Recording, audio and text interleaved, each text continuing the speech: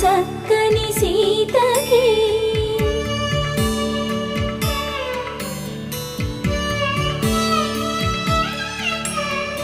ఎర్ర జాబిలి చేయి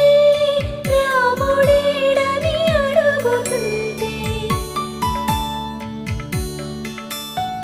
చూడలేదని పెదవి చెప్పే చెప్పలేమని కనులు చెప్పే నల్ల పూసై